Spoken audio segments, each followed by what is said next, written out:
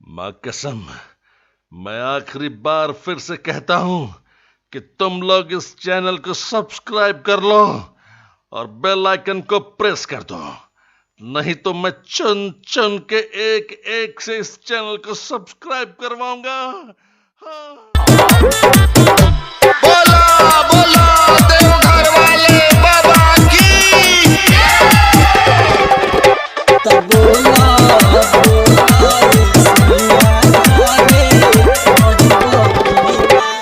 अशोक के सावन में घरे अइबा की ना, अशोक के सावन में घरे अइबा की ना। तब बोहला बोहला ये रजऊ हमार अइबा की ना। तब बोला बोला सजनवा हमार अइबा की ना। तो अपना धनिया के बोल बमले जहिबा की ना। तब बोला बोला ये सैया घरे अइबा की ना। बोला बोला देवघर वाले बाबा की। चढ़ गइल सावन कांवर ले आई ह।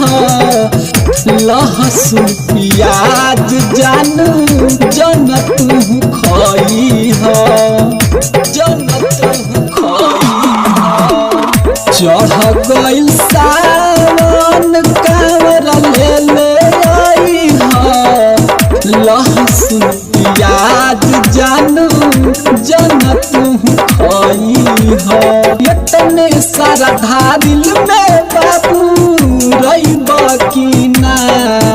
अरे इतने सारा दिल में बाबू रइबा की ना। तब बोहला बोहला ये रजऊ हमार अइबा की ना। तब बोला बोला सजनवा हमार अइबा की ना। बोला बोला देवघर वाले बाबा की। चल दिस जाके गाड़ी तू धला। कमले सनी रजयतना तंग जनक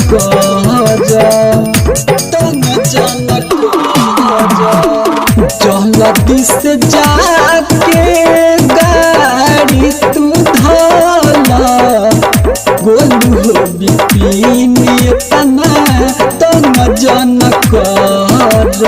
राइटर सुरेंद्र से गाना लिखा की ना। सचिन साजन से गाना गवा की ना। तब बोहला बोहला ये रजऊ हमार अइबा की ना।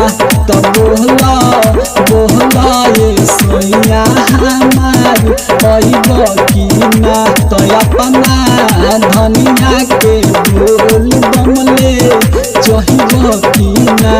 तब बोला बोला ये रजऊ हमार अइबा की ना।